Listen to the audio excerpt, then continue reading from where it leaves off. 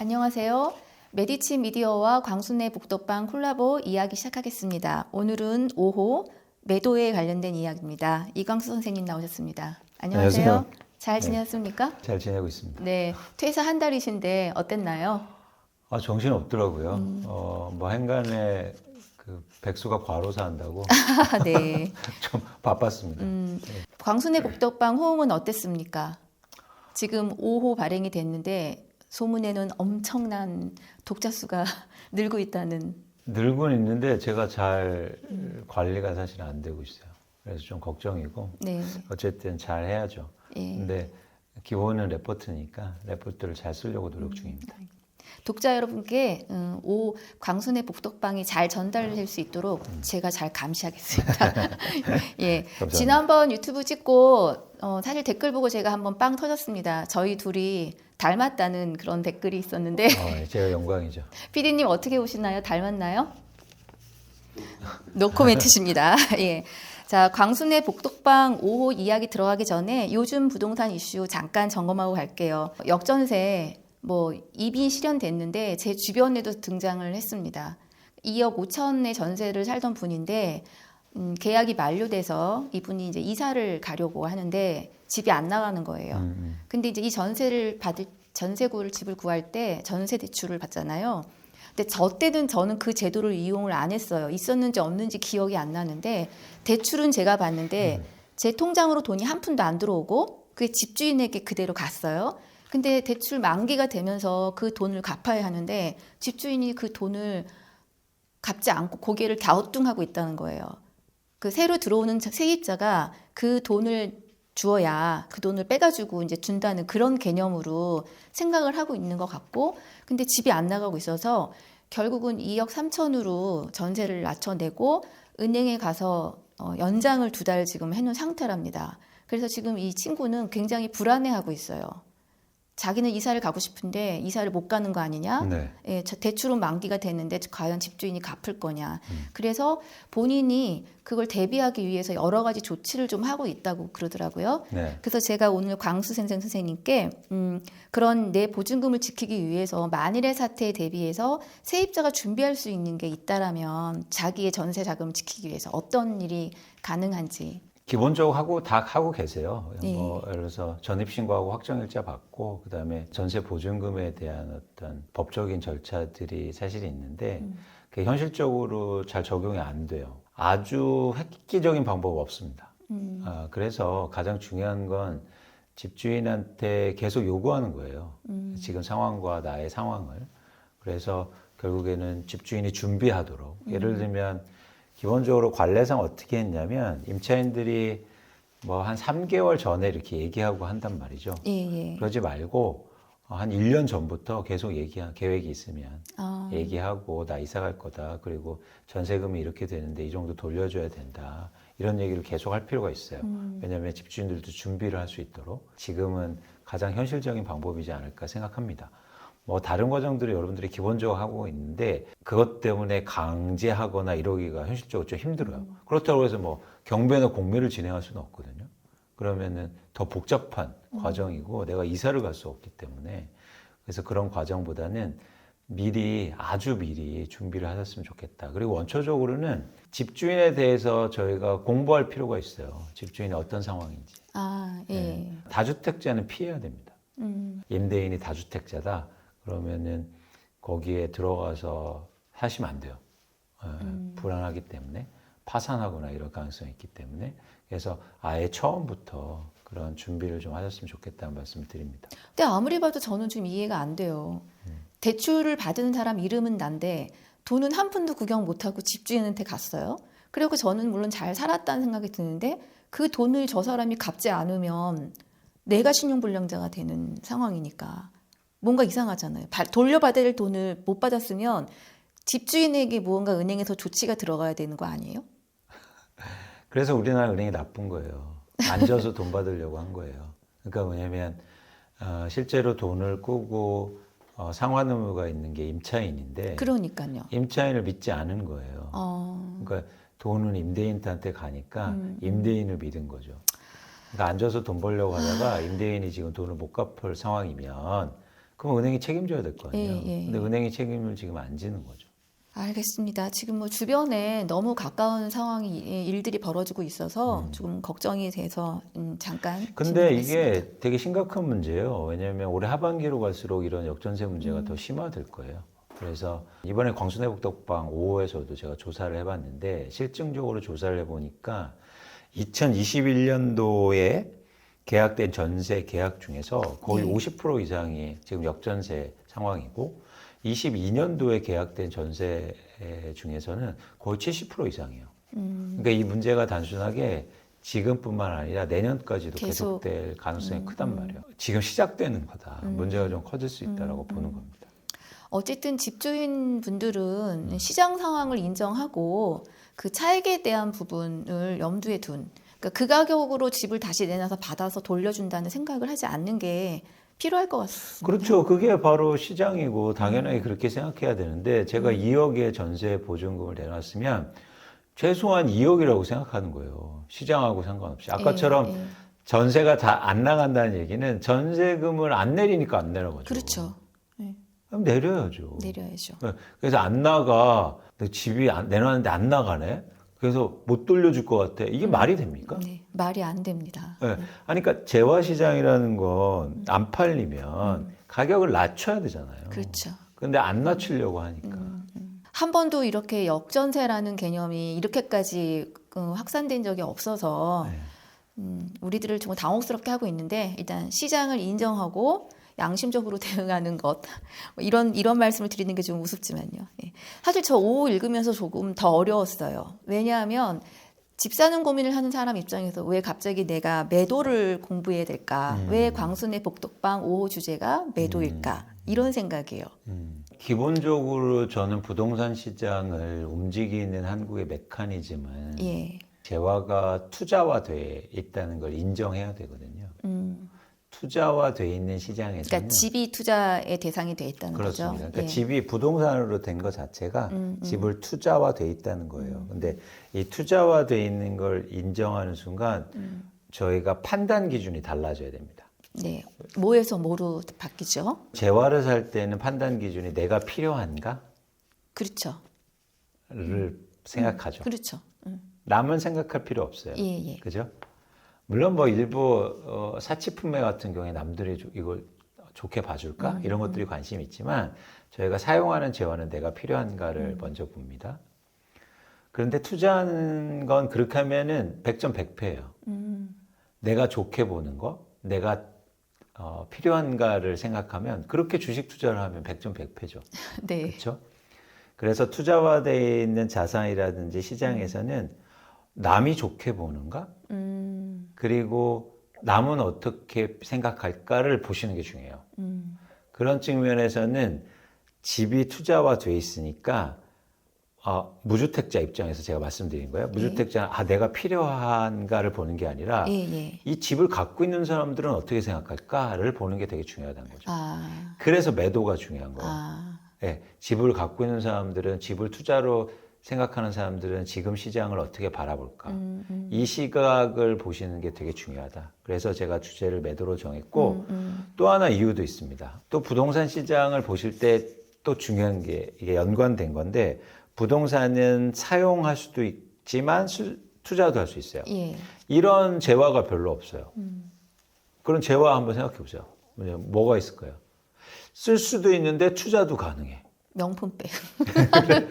대표적으로 그거예요. 네. 근데 그런 재화가 사실 흔치는 않아요. 그렇죠. 특히 일상적으로 쓰는. 집은 매일 쓰잖아요. 일상적으로 쓰는데 어르신들이 그래서 예전에 무슨 말씀 많이 하셨냐면 야, 쓰면서 가격 오르는 거 있어? 부동산밖에 없다. 그래서 부동산 투자가 최고다. 이런 말씀을 많이 하세요. 근데 여기에 굉장히 큰 함의가 사실 있는 거예요. 부동산은 쓸 수도 있고 투자도 하기 때문에 성격이 항상 바뀌어요. 예. 그래서 어떤 성격이 예를 들면 막 금리가 내려가고 유동성이 많아지면 사람들이 부동산을 투자로 보겠죠. 그러면 투자로 볼 때는 어떤 게 가격을 결정할까요? 가격을 결정하는 건 수요와 공급이 많아서 결정한다고 하잖아요. 그렇죠. 근데 현실은 그렇지 않아요. 현실은 뭐냐면 수요나 공급 둘 중에 한 명이 결정합니다. 아, 그렇잖아요. 그렇죠. 수요가 늘어나면 가격이 올라가고 공급이 늘어나면 가격이 내려가는 게 보통 우리가 아는. 그렇죠. 근데 주도권이 있다는 거예요. 주도 세력이. 예. 그래서 예를 들면 쉽게 말씀드려 볼게요. 사용하는 재화는 네. 누가 가격의 주도권을 가져갈까요? 사용하는 재화는 네. 근데 파는 사람이 가격을 정하잖아요. 그렇죠. 네. 그렇죠. 맞아요. 예. 마트에 가면 파는 사람이 가격표를 붙여놨어요. 네. 그래서 사용하는 대부분의 재화는 공급자가 가격을 결정해요. 네. 수요와 공급이 만나서 결정하는 게 아니고. 네, 네. 이해하셨죠? 네. 교과서적으로는 수요와 공급이 만난다고 얘기하지만 사실은 저희가 현실에서는 공급자가 가격을 결정하는 경우가 대부분이고 우리가 네. 그 가격을 마주해요. 네. 근데 투자하는 재화는 어떨까요? 근데 지금도 상황을 보면 집을 파는 사람이 나는 얼마에 팔겠다라고 하지만 시장 상황이 안 좋으면 가격을 내려놔야겠네. 그러니까 헷갈립니다. 일단 부동산으로 가지 말고 네. 대표적으로 투자만 하는 시장이 있어요. 주식이죠. 네, 네. 주식은 가격 결정을 누가 할까요? 오, 이재용 회장이 하지 않아요. 그렇죠. 공급자가. 네. 누가 해요? 사는 사람이 그렇죠. 네, 그렇죠. 얼마에 사겠다라고 그렇죠. 주문을 내죠. 그래서 엄연히 이 두 재화가 완전 구별되죠. 쓰는 재화는 누가 합니까? 공급자. 공급자가. 그리고 투자하는 재화는 수요자가. 수요자가. 이게 중요해요.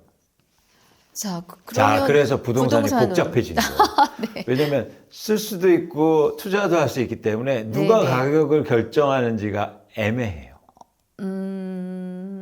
그런데 그 상황이 있단 말이에요. 예, 그 예. 시대적 상황, 지금의 상황, 시장의 상황. 네. 아까 말씀드린 것처럼 금리가 떨어지고 사람들이 부동산을 투자로 생각하는 사람들이 많습니다. 네. 그러면 누가 가격을 결정해요? 사는 사람. 그럼 거꾸로인 시장도 부동산 시장에 존재한다는 거네요. 그렇죠.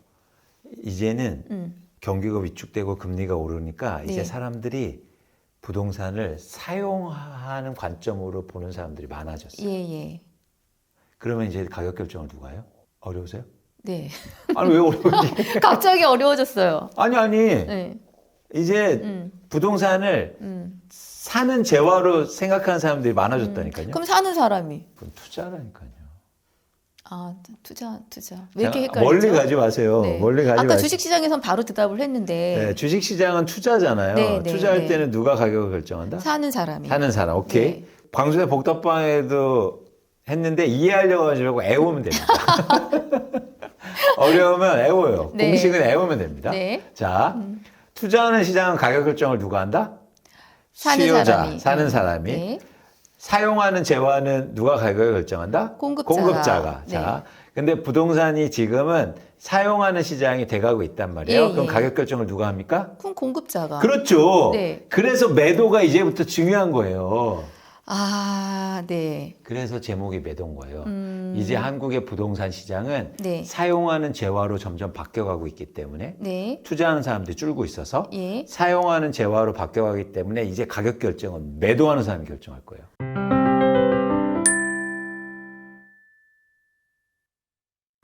가격 결정을 매도하는 사람이 한다면 우리가 일반적으로 사용하는 시장에서는 저 사람이 비싸게 내놔도 무엇을 살 때 아이스크림을 사거나 뭐 호박을 사거나 네. 신발을 살 때 네.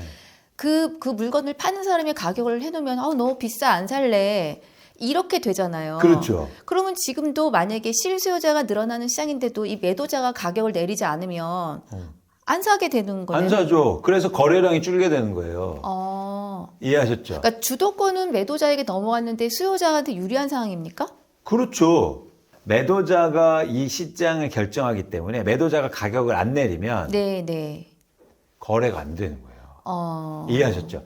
그래서 최근에 매도자가 거래를 내리니까 네. 가격을 내리니까 거래가 증가한 거예요. 최근에 거래량이 일부 증가해서 다시 부동산 시장이 활성화되고 있다라고 제목은 나오지만 원인은 뭐다? 가격을 내렸기 내렸기 때문이다. 그래서 다시 오르면 어떻게 네. 됩니까? 거래가 안 돼요. 이 시장이 이렇게 하면 아주 이해가 쉬워요. 네. 그래서 우리가 앞으로 그럼 전망을 할 때도 네, 네. 매도자가 어떻게 할 거냐가 중요한 거예요. 아, 그래서 지금 집 없는 분들이 집을 갖고 있는 분들의 매도의 어떤 흐름을 읽어야 한다는 거네요. 그렇죠. 그래야 앞으로 가격 전망도 가능하고 내 집을 언제 사지도 그게 그림이 그려낼 수 있다는 거예요. 그래서 지금은 다시 정리하자면 한국의 부동산 시장이 투자 시장에서 사용 시장으로 바뀌었고 사용 시장에서는 공급자가 가격을 결정하는데 그 공급자는 매도 물량이다.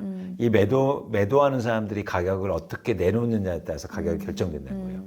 그래서 최근에 가격을 크게 내리니까 수요가 붙으면서 회복한 거고 그래서 그런데 이런 상황 속에서 다시 매도가 가격을 올리면 거래량이 급감하게 되겠죠. 여기서 잠깐 되돌이킬 수 있는데 하나만 더 여쭤볼게요. 진짜 대한민국 부동산 시장이 투자가 아닌 실수요의 사용의 시장으로 바뀌고 있다고 보세요? 그러니까 희망사항이에요, 저는. 근데 아니 지금은 바뀌었어요. 지금은 바뀌었다. 네. 왜 바뀔 수밖에 없는 게 투자하는 사람들이 없어요. 지금 투자를 왜 어떻게 할 수가 없어요. 그게 변수 때문에. 그렇죠. 예를 들어서 전세 가격도 떨어지고 투자하려면 전세를 끼고 사야 되는데 전세 가격이 떨어지니까 투자할 수 없죠. 금리가 오른 올라가고. 상황이고 네. 경기가 불안하니까 네. 투자 수요가 크게 감소하고 있단 말이에요. 그런데 이게 계속된다는 말씀이 아니에요. 네. 또 바뀌겠죠. 사용 시장이 또 투자 시장으로 바뀌게 되겠죠. 그때는 또 수요가 가격을 결정하게 될 거예요. 그 사이에 만약에 집이 좀 늘어나면 어떻게 되나요? 지금 집이 부족해서 벌어진 현상은 아니라고 보시죠. 집이 부족하지 않아요. 한국엔 집이 많아요. 그런데 투자할 대상이 부족한 거예요. 투자할 대상이. 네. 혹은 살고 싶은 집이. 뭐 그럴 수도 있고. 그래서 여러분들이 지금 내가 집을 살 만한 내가 유효 수요가 안 되는 건 네. 투자하는 사람들이 집을 많이 갖고 있어서 가격이 비싸기 때문이에요. 절대수가 부족한 게 아니고. 네. 그리고 절대수를 아무리 늘리더라도 네, 네. 투자하는 사람들이 많이 가져가면 어떻게 됩니까? 가격이 오를 수밖에 없는 거예요. 그래서 그거는 천수답인 거예요. 네, 가격 네. 공급을 늘리는 거. 네, 네. 알겠습니다. 이제 5호에서 매도를 저희가 공부해야 하는 이유를 설명을 해주셨고 그렇죠. 이해됐습니다. 이해되셨죠? 네, 네. 이해 안 되면 그냥 애우면 돼요. 네, 알겠습니다. 외우면 됩니다. 외우면 됩니다. 외우면. 예. 자, 그래서 그 5호에서 매도 공부를 하면서 사실상 거래량을 조금 분석하셨어요. 예, 그래서 2, 3월 한국의 부동산 거래를 봤더니 재미있는 분석이었어요. 제가 보기에는 어떤 의미냐면 일단 나이 연령층을 분석하셨더라고요. 양 자체도 중요하지만 왜 3, 40대 수요자가 대출받아서 9억 원 이하의 주택을 많이 샀다. 요게 다 이게 2, 3월의 지표였다는데 요게 시사하는 바가 뭔지를 또 한번 설명을 해주시겠어요? 그게 다 연결되는 거예요. 저의 논리는 네. 특징이 다 연결이 돼서 좋은 거예요. 예. 그러니까 예를 들어서 이 얘기했다가 저 얘기하면 안 되잖아요. 20, 30대가 30대, 30, 40대가 시장의 수요자가 많다는 건 그게 사용하는 시장으로 그쵸. 바뀌었기 때문이에요. 예, 예. 30, 40대는 기본적으로 주택 보유율이 낮단 말이에요. 네. 그래서 이 사람들이 샀다는 건 확률적으로 무주택자나 갈아타기 수요가 많다는 거예요. 그러면 이 시장의 분위기가 뭐다? 이제 집을 사용하려고 산다. 내가 쓰려고. 예. 그래서 분위기가 바뀌었다는 걸 어. 실증적으로 보여주는 중요한 근거가 되는 거죠. 그 수치는 그 3, 40대들의 실수요자가 실제 사용자가 집을 많이 샀다는 거는 한국의 부동산 시장이 투자가 아니라 사용자 중심, 실수요자 중심으로 지금 바뀌고 바뀌었다. 있다. 그렇죠. 바뀌고 있다. 바뀌고 있다. 또 바뀔 수 있지만 현재는 그렇다. 네, 그러니까 정도가 더 심해질 수는 있지만 네, 일단 네. 시작됐고 바뀌고 있다. 이렇게 말씀하시는 자, 게 그러면 음. 어머, 남들도 사니까 나도 지금은 집 살 타이밍이야? 이렇게 질문을 드리면요. 나도 사실은 집을 실수요자인데. 예, 예. 근데 아직 집을 안 샀어요. 지금 많은 분들의 고민이 지금 집을 사도 될까? 이거일 수 있다고 보거든요. 맞죠. 네. 근데 자연스럽게 그게 마음이 줄어요. 실수요자들은. 왜죠? 왜냐면 이렇게 해서 빠졌어서 누가 사잖아요. 예, 그럼 예. 가격이 다시 오를 거 아니에요. 네. 매도자가 가격을 결정하니까 네. 뭐 살 사람 있네? 그러면서 가격을 다시 오른단 말이야. 그러면 수요는 줄어요. 네, 실수요는. 네. 네. 그러니까 나는 지금 아직 안 샀는데 2, 3월 지표가 3, 40대 나와 비슷한 무주택자들이 집을 샀대. 그럼 지금 나도 살 타이밍인가 사? 이런 생각이 드는 거죠. 네. 네. 근데 못 산다니까요. 가격이 다시 오르니까.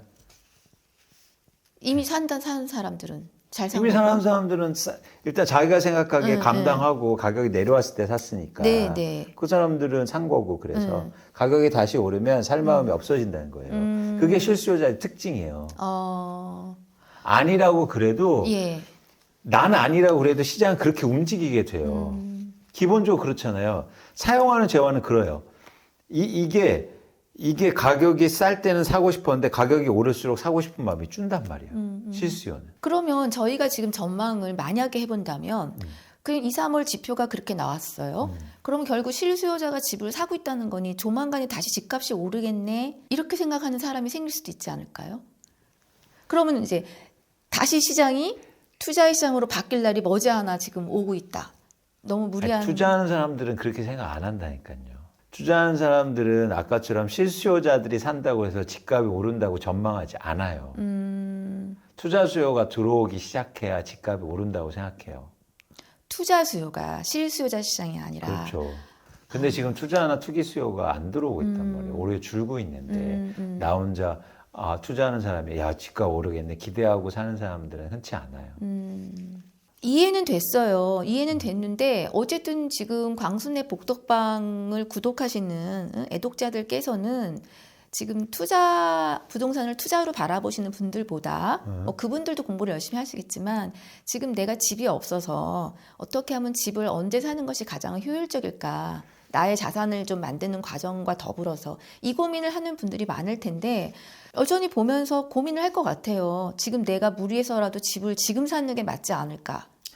아니 그러니까 제가 가장 강력하게 주장하는 게 그거예요. 뭐냐면 무주택자분들이나 내가 실거주 목적으로 집을 살 때도 투자하는 것처럼 해라. 아, 실수요자조차도? 그럼요. 그러니까 내가 집을 사는데 네네. 가격이 상승하지 않는다고 판단하면 집을 사면 안 돼요. 내 집도. 전 그걸 얘기하고 싶어요. 그러니까 필요해서 원래 그렇게 움직이지만 시장은 네. 아니 그러면 왜 공부를 하고 왜 뭐 광순의 복덕방을 왜 있습니까? 마음을 바꿔야 된다. 생각을. 내가 심지어 내 집을 사더라도 투자하는 것처럼 해라. 이해하셨어요? 네. 이건 굉장히 큰 차이예요. 큰 차이죠. 그래서 이래서 집값이 급등할 때 그래서 영끌한 거예요. 뭐라고 생각했냐면 에이 내가 쓸 건데 비싸게 사면 어때? 조금 더 높게 사면 어때? 우리 가족이 그래도 살 건데 라고 생각해서 산 거예요. 투자하는 마음이었다면 그 가격에 사겠습니까? 아, 근데 여기서 저는 또 하나 궁금함이 듭니다. 그 마음도 있을 수 있지만 더 오를까봐. 지금 안 사면 더 올라서 계속 못 살까봐.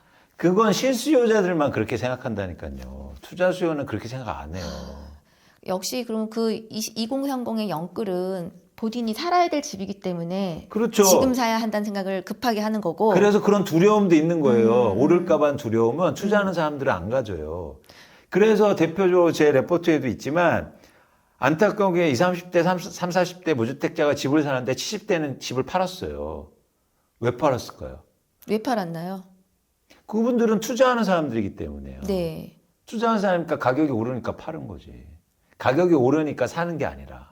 이해가 되세요? 그러니까 가격이 올랐다는 거는 그 수요자가 존재를 해서 그 가격이 올라서 그래서 그 가격이 올랐을 때 팔았다. 그렇죠. 그거를 투자로 보면 지금 딱 주식을 떠올렸더니 그러네요. 내가 주가가 어느 정도 올랐을 때 딱 팔아버리는 거. 그렇죠. 그 다음에 주가가 올랐을 때 너무 올랐기 때문에 내려갈 걸 기다리는 거. 그렇죠. 예를 들어서 삼성전자가 9만 원 가고 이럴 때 10만 원 오를 거다라고 사는 사람하고 네, 네. 5만 원대 사서 9만 원에 파는 사람들의 차이예요. 네.